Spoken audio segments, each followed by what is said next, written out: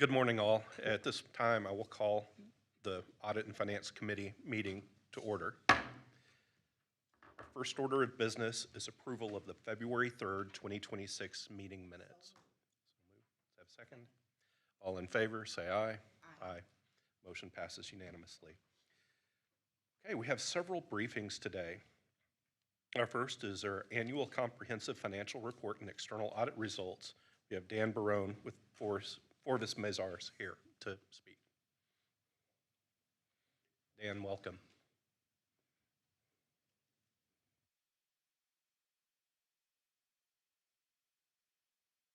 Appreciate it. Appreciate the opportunity to come and have a talk about another successful audit. So if you're wanting a exciting presentation, this is probably not going to bore you a little bit. It is a good result. So first of all, I do want to acknowledge and thank your team, Reggie and Kate and Christian and your whole management team. They do such a great job, very cooperative and working with us, always timely, very professional. And so I do want to thank them and acknowledge them. It's a lot of work putting together your annual comprehensive financial report, and not just putting it together, but with the results that you have, it's amazing. Really great results on the financial side, on internal controls, and even with your grants. So we'll kind of walk through that, our results, and please don't hesitate to stop me at any point in time if you have any questions or want any clarification on anything. Josh wanted to be here this morning, but I told him he couldn't. I really wanted to bring the person who leads us and guides our engagement team. Kelsey Blackshear's with me, and I just wanted to acknowledge her as well too. Kelsey is our in charge. She's really, I say she's my boss. She's really the one that works with the engagement team and doing the audit and working with your management team. So Kelsey's with me here today. And as I said, we'll talk through the audit scope and the results, and then we'll kind of walk through some of our future pronouncements and some of our other matters as well too. I'll leave time at the end for any questions you may have, but as I said, don't hesitate to stop me at any point in time. So just to remind you, what we do is very different than what Patrice and the city auditors do.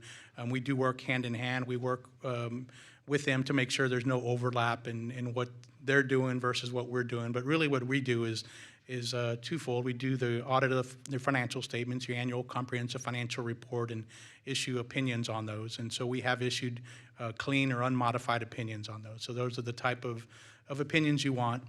Those opinions also reference the reports of other auditors. So you do have different components that are audited by other auditors. So we do reference that those are, we do rely on the work of those other auditors. We also do your federal and your state single audits as well, and those there's two different reports that are issued with those. There's a report on internal control over financial reporting and other matters, and then there's a report on your internal controls and compliance with your major federal and state award programs. So both of those were issued clean, no reportable findings for either of those, either on financial reporting or on your major federal programs. The major federal programs that we looked at this year that we audited, we go through the uniform guidance. There's a risk-based approach in identifying which programs to audit. All your programs are subject to audit, but we do look at that risk-based approach to identify which programs will be selected. And we look at your direct and material requirements. What are the requirements of those audits, of those programs, and then we look at internal controls as well over the compliance for those. So this year we had the Highway Planning and Construction program.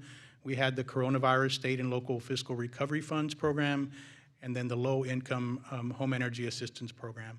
And so, and then those are the expenditures that were audited that are included in your schedule of expenditures of federal awards. And I think this is the third year in a row where there's no findings at your major programs at the federal level. So all clean reports on those. Your state major programs, we did two programs. We did the routine airport maintenance program and your homeless housing and services program. So those were the two programs that we identified as major, and also no findings on either of those programs. One of the things we look at as well too is we look at the financial statements and make sure that they're in accordance with generally accepted accounting principles. We look at your policies and your procedures, your practices to make sure that they're in line with generally accepted accounting principles. Your significant accounting policies are in your Note A of your financial statements of your annual comprehensive financial report. And that lists, your revenue recognition, lists different types of policies that the city follows, and they're all in line with generally accepted accounting principles. Nothing out of the ordinary there.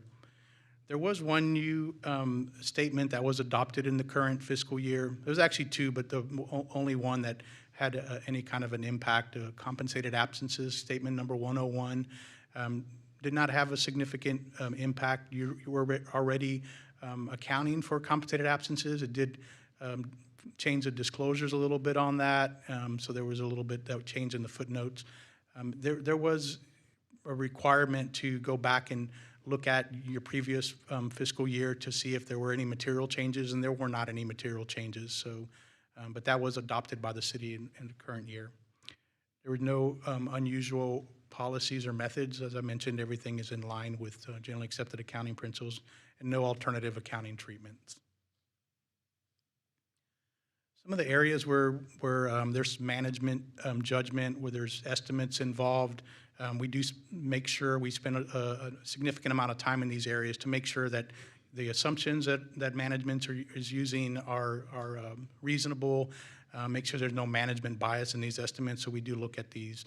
The most significant ones deal with your pension liability and your other post-employment benefit obligations. We do look at as well your self-insured liabilities, your compensated absences I mentioned previously, and then there's a few other ones of those estimates. And we did not identify any issues, no management bias or problems with any of those estimates. The financial statements, after your statements, you do have different disclosures that's required by generally accepted accounting principles. The most significant ones deal with your pensions and your OPEB. They give the actuarial accrued information based on your actuarial reports. And there's some other information that's included in disclosures as well, too. As I mentioned, the quality of the city's accounting principles, there's no matters that are reportable there. Everything is in line with governmental accepted accounting principles. Other communications, we did not have any significant issues discussed with management outside of the normal course of the audit. You know, as we mentioned, we did have communications with them on GASB 101, but that was really the only significant thing. And then this year we also had the MedStar transaction that occurred, which it's actually, we've been discussing this with management for a year and a half now or more with that transaction to make sure it was smoothly transitioned and reported in the financial statement. So that was kind of one of the other areas that we've been discussing with management. No disagreements with management to report. These are audit adjustments, so this would tell you if we did have to propose any adjustments to the city's financial statements in order to get them in materially correct. And there were no proposed audit adjustments, so that's very telling of the quality of the information that's provided to us.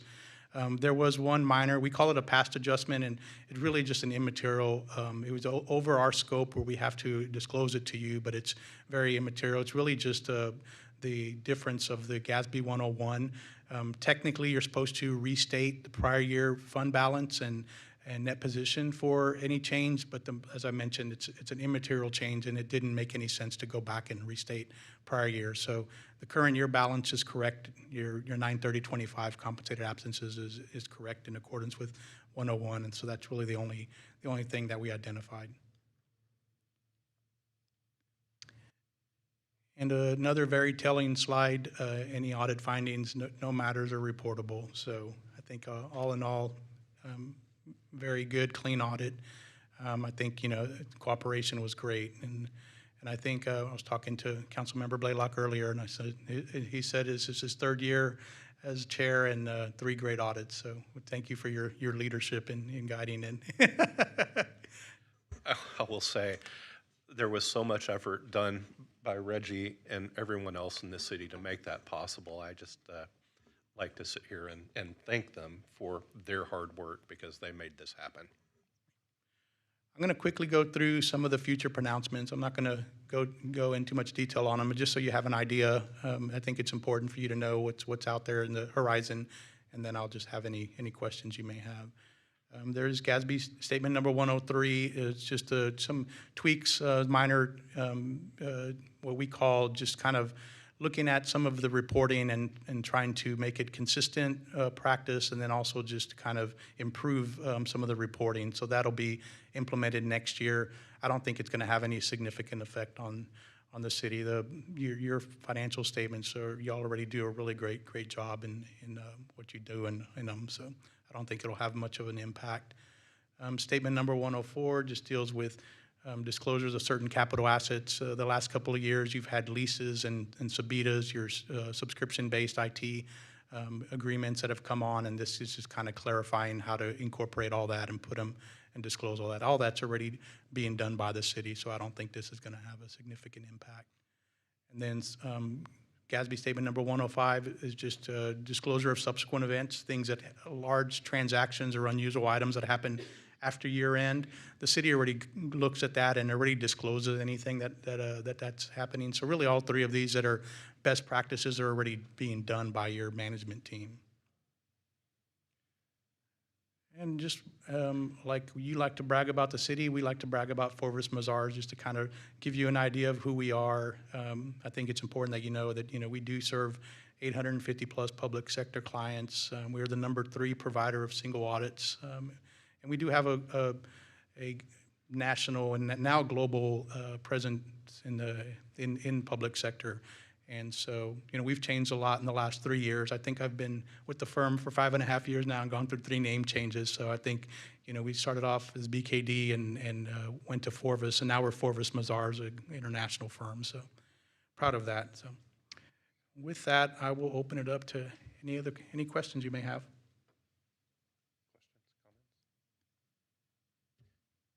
Dan, thank you very much for the presentation. We enjoy some presentations because they're exciting and get us all engaged and fun. And we also enjoy some presentations because they're very boring. And this is one we like to be boring. So thank you very much to everybody for making that happen. Thank you. Yeah, drama-free, right? Okay, next we have our internal audit work plan and activities update. We have Patrice Randall, the city auditor, and we will now have a brief presentation by Patrice, who will then hand it off to IT. Good morning, Patrice Randall, City Auditor. Our office conducted an artificial intelligence audit, and the purpose was to determine whether the city had a documented AI policy and to look at governance overall. So the city of Fort Worth does have an AI policy that is made available to employees on the intranet. Based on our test results, most departments use AI in some form or fashion. Some use it for general purposes like drafting memorandum or correspondence. Other departments use it for more specific tasks. 2 examples would be TPW. They use AI to help identify the condition of streets. And then you have PD, Police Department, that uses a software that helps to translate 911 calls. So in addition to the written policy, we also found that the city has created committees to help govern our AI use within the city by all city employees. And with that being said, the IT department is going to come forth and give you information about those committees and what their efforts are, the efforts they have in place now and what they plan to do going forward for AI use in the city of Fort Worth. And Kevin Gunn is going to come at this moment. Thank you, Patrice. Good morning, Chairman Blaylock and council members. I'm Kevin Gunn, IT Solutions Director, and I appreciate Patrice's performance audit. Found the favorable results from our governing and AI management activities, so I wanted to expound on that a little bit with my presentation. There's a lot of hype out there about AI technology and the benefits that could be brought to bear on our business operations by leveraging AI technologies, and a lot of that is true. It does improve our efficiencies and velocity of business operations. It enhances data analysis and management decision-making and improves overall user experiences in many cases. But with those benefits comes some risk, and that's really where governance comes into play to make sure we adopt AI technology that enables those benefits but also mitigates the risk of the technology poses to some of our data concerns, particularly the uncontrolled release of our sensitive or customer information, I guess, bringing bias or fairness issues into our management decision-making processes due to the way the AI models have been trained, and also what's been termed hallucinations, or basically inaccurate responses coming out of AI technologies. Those are the primary risks that we're trying to manage, as well as getting a return on the investments that we make in AI technology. So MIT released a study this past summer saying despite $30 to $40 billion in investment by enterprises, fully 95% of those organizations have seen no return on that investment. So that is a huge risk. And as stewards of taxpayers' monies and ratepayers' monies, we want to be responsible in ensuring that we're leveraging those funds and receiving the greatest return on value for those. So that's why we've taken steps to implement additional governance around AI technology. We want to balance the pace of innovation and bring new functionality to the organization with the risk that it poses to us. We also want to make sure that we're being responsive to the Texas legislature's new bill that they passed, HB 149, requiring responsible use of AI in local government. And so we want to make sure we're ethical and being secure and maintaining accountability in our use of that technology. Also, there are tremendous possibilities with this technology spanning all of our operations. We want to make sure we had some guardrails in place to give guidance to our employees for responsible use of this technology and ensuring that we can comply with regulatory mandates upon our city. And then also we wanted to make sure that we are aligning all AI projects with the priorities of our organization and making sure we are advancing those priorities for the organization. So that's the reason we've implemented more governance around AI projects. Those projects are weighed on these 4 dimensions: how well it handles sensitive and proprietary information, how well it enables the city to comply with those regulatory mandates that have been placed upon us, making sure we have a strong cost-benefit analysis of those, and making sure we are enabling that value to be delivered in our business operations. So we've created a committee, actually 2 committees, that evaluate these projects before they enter into our standard IT project portfolio process.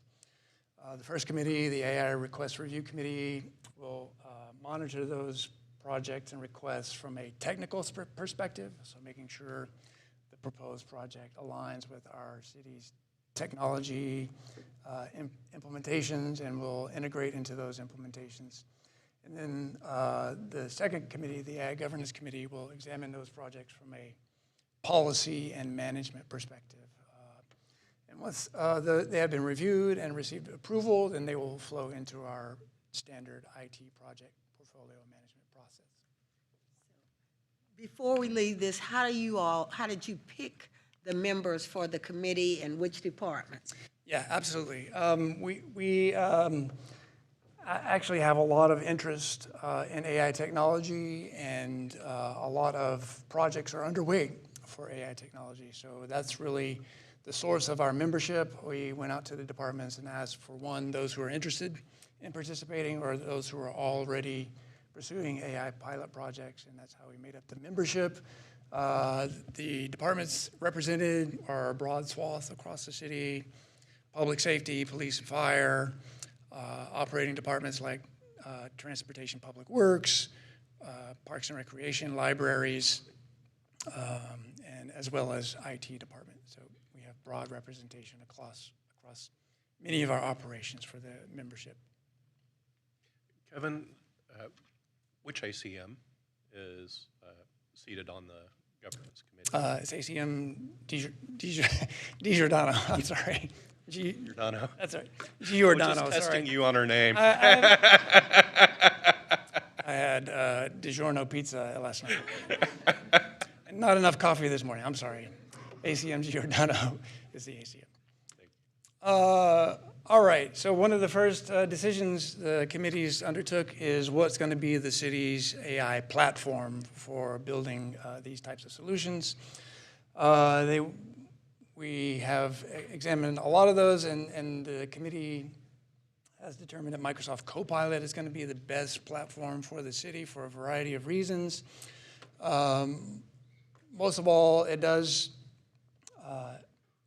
live in our own government cloud, so it is isolated and separate from the public cloud, which is great for data privacy and security and ensuring that all those things that we are concerned about from a city's government's perspective are protected within our AI platform. So Microsoft Copilot enables those. Also, we can limit the ability of people to access that information to just those who have a City of Fort Worth computing account.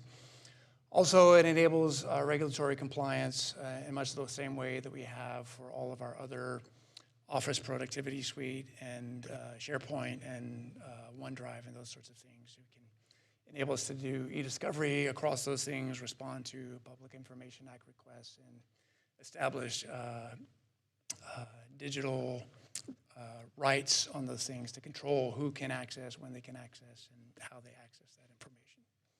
So it's great from that perspective, and it's already integrated with all those things that we use on a daily basis to get our work done. From a licensing perspective, Copilot's already built into that Office Productivity Suite as well, so there's no additional charge for leveraging that technology. Whereas some of the other offerings that are out there and some that are currently used in the city do require additional licensing. So to get the same value that we get from Copilot, we would have to spend hundreds of thousands of dollars with these other providers. And so Copilot seemed to be the logical choice from that perspective. And then it has all the same capabilities that the other AI tools have. We have the AI assistants and agents that we can build to improve and automate a lot of workflows. We have the conversational AIs, the chats that you're very familiar with and using those publicly available tools. And also multimodal capabilities, which means we can use AI technology against text, against documents, against audio recordings, against video. So all of those things can be processed by Copilot AI. So it enables all of those business capabilities that we are interested in using and comes that way out of the box. It also doesn't limit us by using Copilot.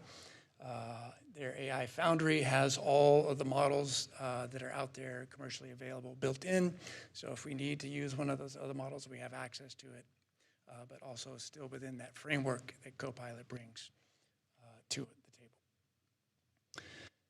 So this decision was made very recently, and we've been piloting Copilot with employees since late last year. This governance process has made a recommendation to management, and management agrees that Copilot should be our platform going forward. So beginning this month, we're going to start messaging that out to the organization, letting them know that they have other tools that they've been using, that they'll need to migrate those into the Copilot ecosystem. We'll be aiding and assisting them with that if they need that help. And then phased approach over time will restrict access to those other tools from within the city's corporate network. With all that said, though, I do want to echo what Patrice found in her performance audit, that we are leveraging this technology to a great extent, piloting lots of efforts. We see the value in this technology and want to incorporate it into the things we're doing as a business to deliver city services. And we're excited about the possibilities. So with that, I will be happy to answer any other questions you may have. Councilwoman Jeanette Martinez. I just wanted to confirm, we're not already spending money on licenses for these other AI software? Many of those are using the free versions that are available online. Personal? Yeah, so, like ChatGPT, if you go there, you can use it for free. So most of that use is using the free versions. There are some licenses for like Grammarly that are being purchased by city employees, and those are the ones that we're going to be phasing out over the next few months. So that's their personal accounts, though. We're not paying any of these licenses through Fort Worth. Some of those Grammarlies are licensed currently. So how much money are we saving there? It's not a lot. It's $30 a month, I believe. I don't remember exactly. But, and it's just a handful of licenses. So it's not a lot of money, but we are going to be migrating away from those. Thank you. Yeah. That's what my question was related to. Is there going to be any prohibition of using the other services now that it's established that Copilot is the preferred use? Yes, that's what I was indicating. We are going to be restricting access to those other providers in a phased approach over time. Yeah, sure. Yeah, right here.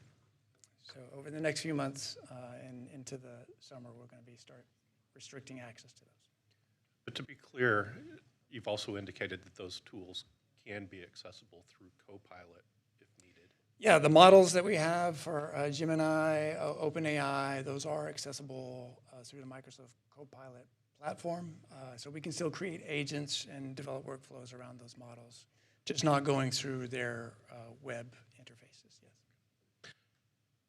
I guess a question I would have as we're entering this brave new world of AI, I love that we're putting a governance model in place so we understand what's actually happening and what we're doing.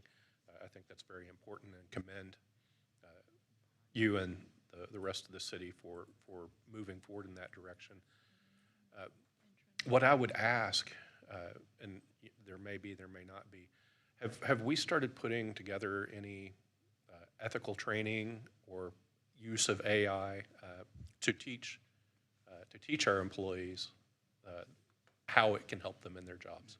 Yeah, absolutely. Good question. And we have partnered with the Fort Worth Lab for skills development for our workforce. I think that is an extremely important part of the program because it is different than how we have worked in the past. And there is a skill to interacting with AI models and getting good responses out of it. So the Fort Worth Lab is developing training for how to prompt AI and get good, valuable, accurate responses out of it. As we mature our program, we're going to start giving training about how to create agents and what agents are and how they enhance your work and can take a lot of that repetitive, task-oriented work off your plate so that you can focus on higher value strategic thinking. And that will be both kind of in-person training and online recorded training that you could take at your own pace. So we have incorporated that into the program, and we're excited about the possibilities from that. Fantastic. Any other questions? Kevin, thank you very much for the presentation. Appreciate it. Thank you. So that gets us to, I guess, item D, review of monthly financial report for fiscal month 4. We have Kate Perry, the Controller and Assistant Finance Director, and Christy Lemon, our Assistant Finance Director, presenting. Good morning, Christy Lemon, Assistant Director in the Fort Worth Lab. Just have a couple of highlights for you this morning on the monthly financial report. So this is the first projection of FY26. So we're going to do monthly projections going forward. Just highlight a couple of things for you. So I'll give you page numbers as we go. On page 5, we'll look at revenues. So a couple of highlights here. When we received the certified values for property tax, as we were developing the budget last year, we had a business that misreported their business property by nearly $500 million. So they put a couple of extra zeros in there. And so when they received their tax bill, of course, they corrected that. And so that was equivalent to about $2.5 million in city property tax revenue. So you see a reduction in property tax revenue there. For sales tax, we're projecting that to be even with our budget. So a couple of things happening there. We did have an audit adjustment that was pretty sizable, but we are seeing good growth in property tax. So as we go throughout the year, we'll be monitoring that and perhaps making an adjustment. We're also hopeful we'll see a sales tax bump from the World Cup. So waiting to see what that brings us. In other tax, we're seeing lower growth in electrical franchise fee payments, and so that's largely due to weather, so we see fluctuation in that across the years. So revenue overall is expected to be down a little less than $4 million from what we budgeted. And then for expenditures, I'll go through the general fund departments in just a moment, but we are expecting or projecting to be over budget in salary and benefits by quite a bit. If you will turn to page 8, we can look at the general fund departments. So the key drivers for that are really police and fire overtime. In the fire department, they're projecting to be over budget due to a few different types of overtime. So some of it's due to vacancies and backfilling those vacancies. Some of it is due to deployments, and we will receive reimbursement for those deployments, and so some of that will be offset. And then they're also projecting higher than budgeted costs for fleet, so for repairs to apparatus. So the Fort Worth Lab will be working with the fire department over the next few months to bring their projections in line with budget, and they have been directed to do that by the city manager's office, so we'll be working through that together. We also are seeing an overage in the police department, so a lot of that is also due to overtime, has to do, again, with vacancies, and then filling some of those spots on overtime basis. They're also seeing some larger than budgeted contractual increases just for various items across the board. So again, we're going to be working with them to bring their projections in line with budget over the next few months. And then there are a couple of other variances. The Parks Department is expecting to be a little bit over budget.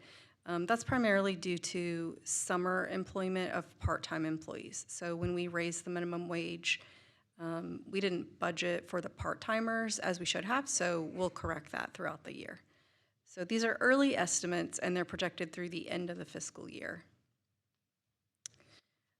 In terms of all of the other funds, I'll just highlight a couple of things, and then Kate's going to come up and talk about the health fund.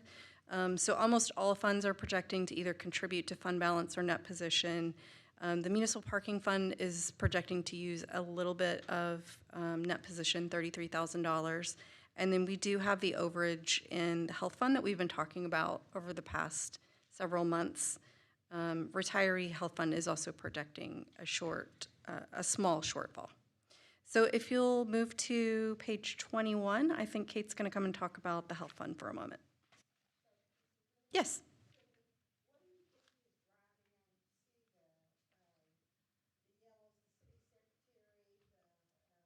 Sure. Yes. Yeah, so for example, the city secretary, we had a long-term employee who retired. Their budget is so small that when you have a payout like that, it does impact their budget. And so we're going to transfer some dollars to them from non-departmental. We do hold a contingency there for situations like that. So especially in small departments, you could see one personnel action really impact their budget. And we'll make sure we work with them to resolve those issues over the year. Economic development is projected to be a little bit over. They have 3 overage positions that have been approved by the city manager's office.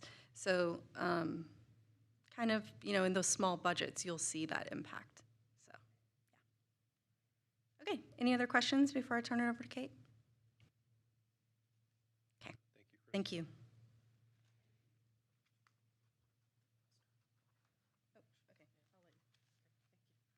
Good morning, Kate Perry, Financial Management Services Assistant Director. And I'm actually going to take us back to, if I can go the correct direction, I'm going to take us back to page 5 because we made a change here and I just kind of wanted to walk through it and explain what we did and why we did it. So if you'll notice toward the middle of the page, you have a line item called budgeted use of fund balance.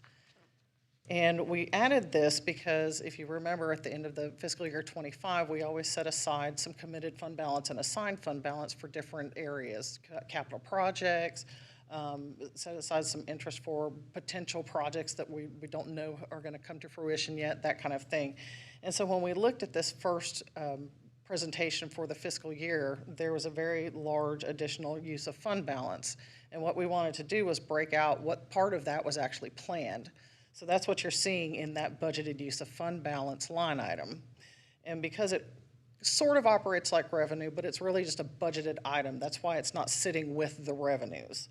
And if you'll go to page 7, you then see a breakdown of what exactly that planned use is. And you'll see there's a couple different M&Cs, one of which was the closing M&C for fiscal year 25. And you'll see the anticipated usage of those particular funds. And so we plan on continuing that throughout the fiscal year so that we have a good visualization of what we have planned to use of the fund balance and what additional use or contribution we are going to expect per the projections that we see from the departments every month. Okay. And next I will move to the fund balance. Sure.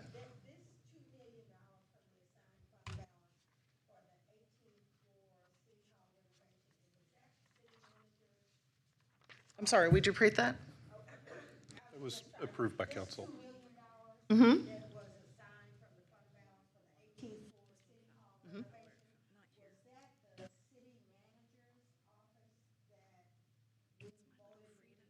Yes, ma'am.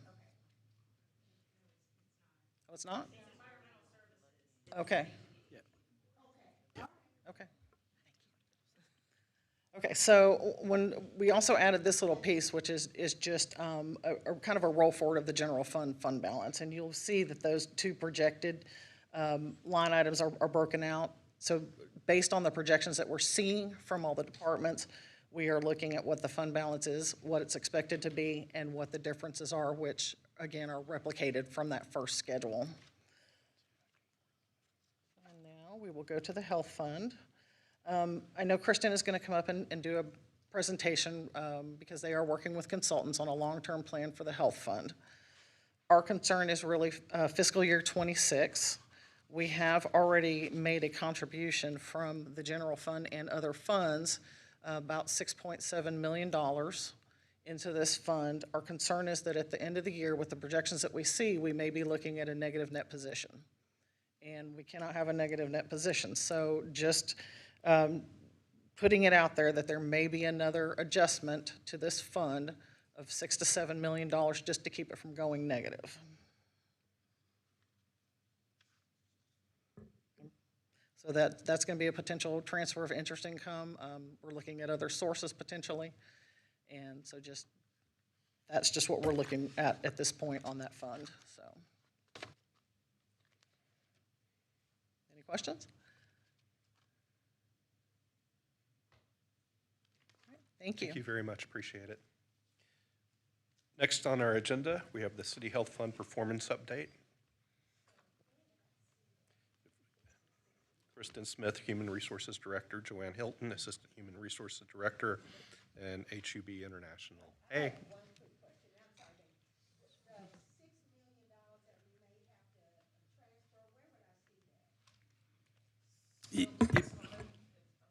Yeah, you wouldn't necessarily see that yet. We haven't actually proposed it. Okay. But yeah, the anticipation is that we would need to potentially use some interest income, potentially. Okay. And then we're looking at some other resolutions, if you will. But as Kate indicated, FY '26 is really the concern as it relates to the health fund. Okay.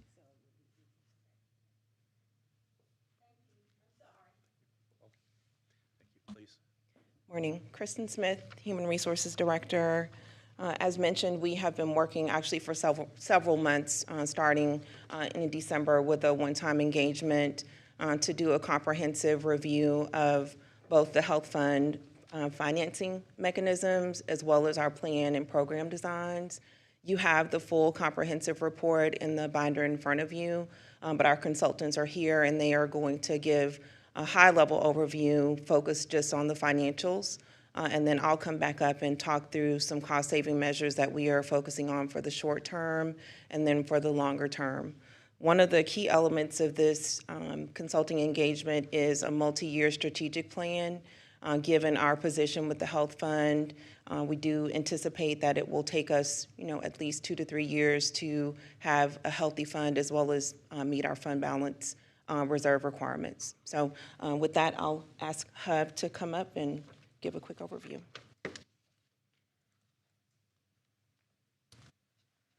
Good morning, Honorable Committee and Council. I appreciate the opportunity to come out and present. I have Andrew Uyghur here. My name is Brent Uyghur, and also Heath Haygood in the back that has helped us through this project over the last 3 months. Today, we're going to give a little bit of information about Hub, just an introduction to who we are and what we specialize in, and then Andrew's going to walk you through the overview of the project, the review of the budget in detail, a contribution analysis, and finally some strategic recommendations, some preliminary recommendations as we move forward. So a quick commercial about Hub. I'm a senior vice president with Hub International. I started our public sector practice just about 20 years ago. Hub is a national broker and consultant. We're the 5th largest in the country. What makes us unique is that we have a significant amount of public sector experience. We have over 500 public sector clients, many who are large and self-funded like you are, and we walk them through 3 to 5 year strategic plans to ensure that their budgets are sound and have appropriate reserves to prepare for the future. We have just about over 2 million clients and 20,000 employees across the country, but we're located here in Dallas and Fort Worth. It's important to note the public sector clients that we do have are large and self-insured as well, and many around the area. So we're able to provide best practices and benchmarking against those clients, and these are just a few of those on this page. And when we're looking at the plan, we're ensuring that not only are you competitive in this nature, but competitive fiscally moving forward and adopting best practices others do across the state. So with that said, I'm going to pass it over to Andrew, and he's going to walk you through the presentation from here. Thank you. Good morning. My name is Andrew Uyghur. I'm one of our assistant vice presidents at Hub International. I appreciate the time this morning. What I'll be going through today is an overview of our key findings, really focusing on the budget, plan designs, looking at some benchmarking as well as best practices, and then finally providing recommendations to develop long and short-term goals with your employee benefits program. So looking at this slide, I'm going to really focus on the financial piece first. In 2025, the per capita healthcare spend through November was ended about $18,808, about a 20% increase compared to the previous year. Looking at the medical claims per capita, that increased by about 12%. That's above medical trend last year of about 8%. Pharmacy utilization, that was a big cost driver to the city of Fort Worth last year. It was about a 34.6% increase. A lot of that was driven due to GLP-1 weight loss medications. On top of that, being a self-funded employer, you do purchase reinsurance or stop-loss protection. Those premiums increased by 95.7% compared to the previous year. That was due to ongoing large claimant risk liability and also your loss ratio exceeding 100%. We'll get into some more of those details as we work through the presentation, but something to highlight is looking at the city of Fort Worth's active funding rates, which sits about $15,382 per capita. That is sitting slightly above our benchmarks, about 2.8% above. And then finally, looking at the opportunity when we're evaluating short and long-term strategic planning initiatives, our key recommendations are going to focus on renegotiation of contracts, looking at a possible RFP, gradual normalization of your plan designs, as well as looking at cost sharing. We would need to look at the budget as well, very close, so maybe a budget recalibration, as well as new vendor programs to combat that rising healthcare spend. So what we're going to look at next is looking at a budget review. Understand there's a lot of numbers on this page. This information was provided to Hub International from the city of Fort Worth. Anything from fiscal year 2021 actual all the way to fiscal year 26 budget in white, that was provided to Hub. Anything in blue are projections that Hub International put together for the city of Fort Worth. So working back to the left-hand side of the page, you will see fiscal year 2021 actual. You'll see the beginning fund balance, the total revenues, about $69 million in that particular column.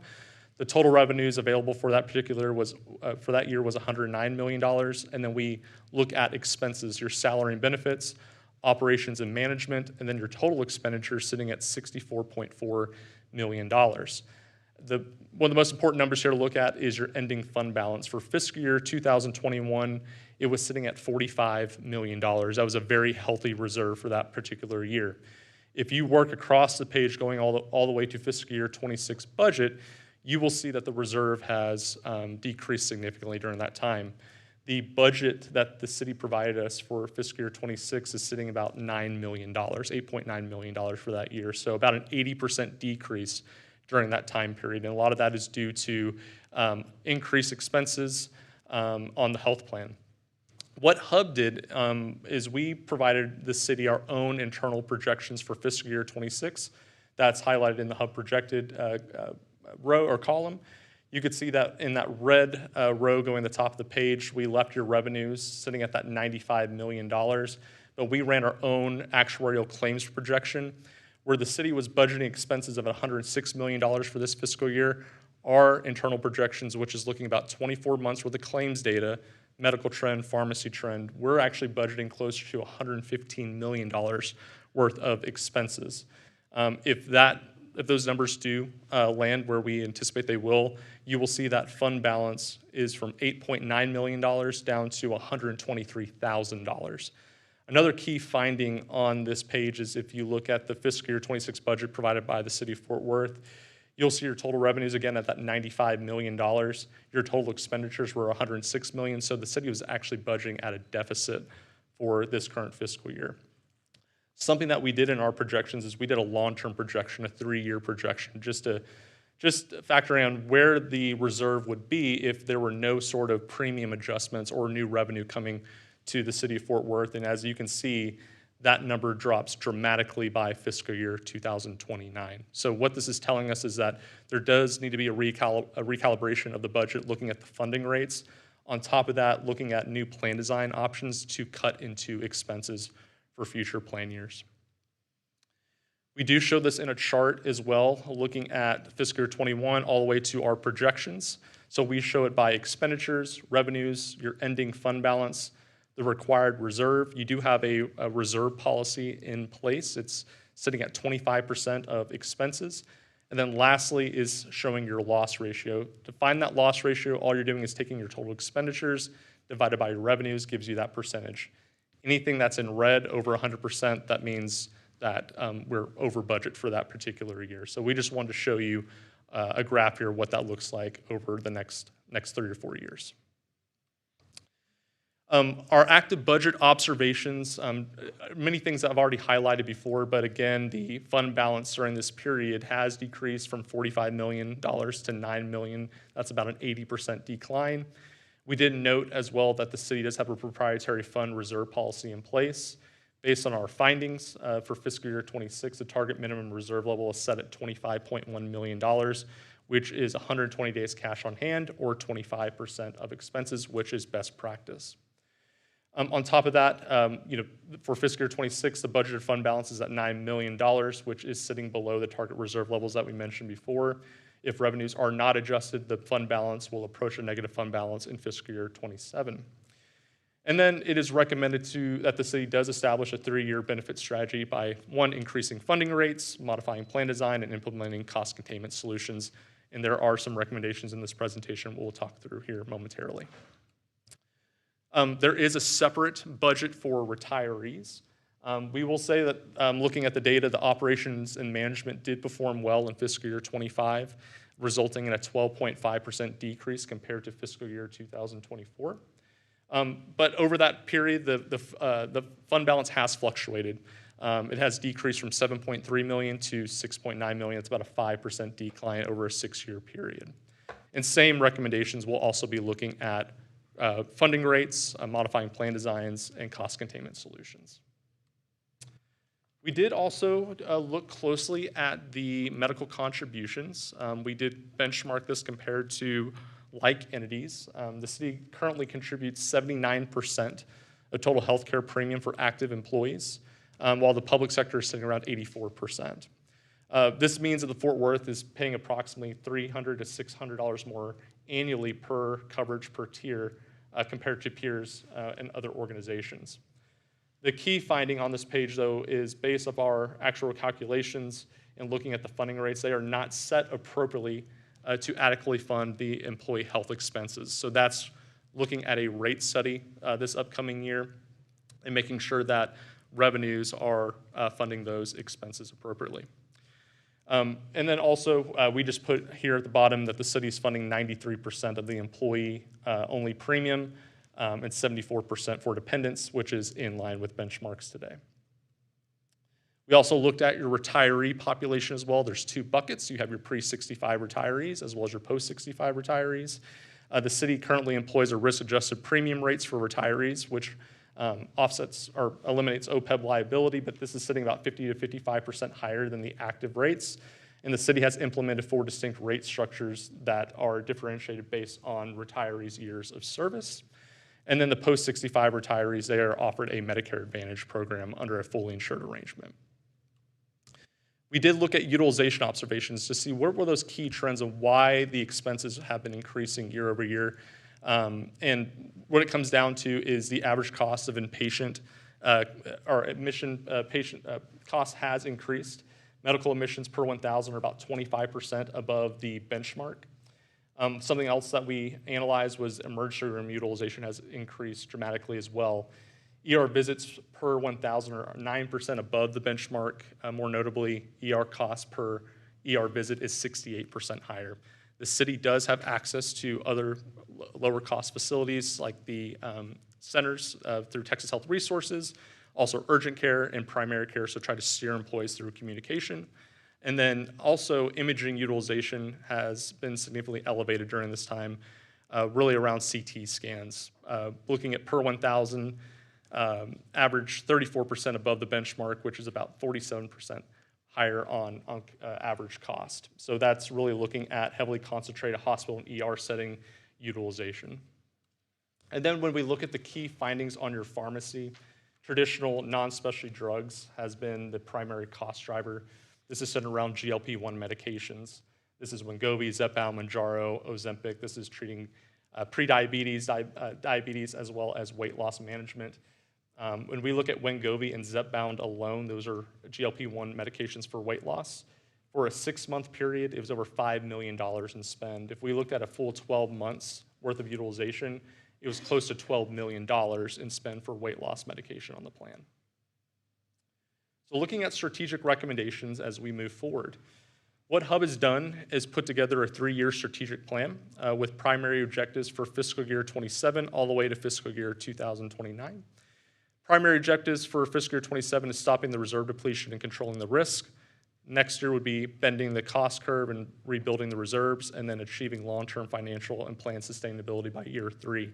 We do break this up into different buckets by government and oversight, so having oversight from management to HR, finance, ensuring that the plan is funded appropriately, and really looking at utilization month over month. We then look at health plan risk management, so this is looking at an RFP strategy for TPA services or pharmacy benefit manager, also high claimant monitoring as well, and then looking at audits in the future. And then finally looking at plan design and contributions. We did, like I said before, benchmark your benefits against like entities, very competitive. However, there are some gaps within the plan that we could address to save on those expenses. A lot of those are modest changes around deductibles, copay changes, weight loss modifications, and then looking at certain bolt-on programs to address high-cost conditions for things like musculoskeletal and cancer. We do focus then on reserve building strategy, and again, this is just working towards making sure that revenues are funding expenses, and then building that reserve level up to that minimum 25% over a 3-year period. And then finally is looking at your compliance communications. Something that we did during this audit was a full compliance audit, just to make sure that you're meeting all rules and regulations, part of the Affordable Health Care Act. Something that we show here is a similar page to what we showed earlier in the presentation, but what you'll see in the HUB projected side of things is when you get to fiscal year 2027, all we did in that red row is we matched the revenue to expenses. So what you'll see in fiscal year 27, there's $126 million worth of revenues needed to fund those expenses. That's outlined below. That's about a 33% increase in additional funds needed. We, again, budgeted it out for 3 years, so you can see that year over year, what that projection will look like. On top of that, at the bottom of the page in the orange, we looked at the fund balance requirement. So by year 3, that 25% mark that we mentioned before is about $38 million that you're needing in that reserve to meet your requirements. So what that means is some of our groups to replenish the reserve, you do that maybe in 1 to 2 years. It could be a 3 to 5 year strategy. We would work with staff on how to replenish that reserve over the next 3 to 5 years. Some things that the city could look at to cut into increased spend, year 1 opportunities, is some slight deductible changes for the in-network. We have plan features proposed, conservative projected savings, and then the impact level. So again, deductible changes. We could also look at a weight loss change. As I mentioned before, the city is covering weight loss. That was over $12 million worth of expenses. If we were to make changes to weight loss medications, for example, it would save the plan about $8.4 million. We also looked at some targeted programs around Lantern Surgical Care. That's around mandatory joint and spine coverage, and then MSK, musculoskeletal, around physical therapy, as well as doing a dependent audit at plan year end. It does show a projected savings of about $15.5 million. However, the city did make some plan design changes around the weight loss medications 1/1 of 2026. So really the projected savings with these plan designs being made is about $13.8 million. Can I ask a question? Lastly, what we have put together for the Excuse me, city. can I ask a question? One moment. Oh, yes, I'm sorry. Councilwoman Hill has a question. Thank you, Chair. Just for though that I can understand, I see the proposed changes. Can you, like, what is the difference in that change? I know that you have here on the impact level on the side, but like, what is the current deductible now? When you say covered at 100% member share costs, what does that mean in layman's terms? So 100% member cost share, that would fall all onto the member. They would pick up 100% of that premium cost today. Today, there is some support by the city to cover that drug. Under this arrangement, the member is going to pay 100% of the cost of that medication. But what is that percentage now? Do you know? I would need to evaluate. It's different by different drugs, different tiers, but usually there's a set copay for those medications. But this, to give you an example, for a weight loss medication such as Zepbound, it could be upwards of $1,200 for a 30-day supply. So the member would be paying that $1,200 instead for that medication instead of that set copay.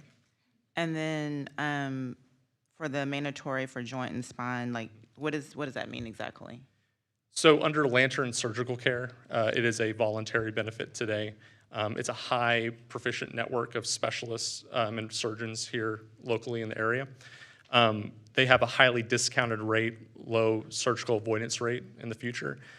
Today, members can go there voluntarily. Today, in the future, we could make that benefit mandatory, that members have to go to this specialized network. However, it could be somewhat disruptive for members because it is not in the broad Blue Cross Blue Shield network. It'd be a much smaller restrictive network. However, it could provide the city additional savings. Yes, ma'am. I had a quick question about the weight loss medicines. I thought I heard you say that some of those were prescribed for like diabetes. Okay, in a case like that, if it's prescribed medication for another disease, would we cover it or would we go back to making the employee pay for that? Great question. I do want to, in very specific layman's terms, I'm very careful about how these things are communicated because they obviously impact members. And so when we're looking at cost-saving measures specifically around weight loss, we are targeting those weight loss medications that don't have other comorbidities, right? And so if you are, if the benefit of an Ozempic is that you're managing your diabetes, but you also may lose weight, like that's how those medications were originally intended.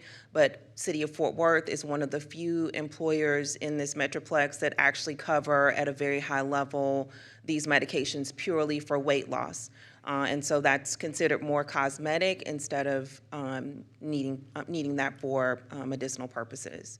And then as far as the other areas that Andrew mentioned, so Lantern, ATI for physical therapy, similar to the emergency room use.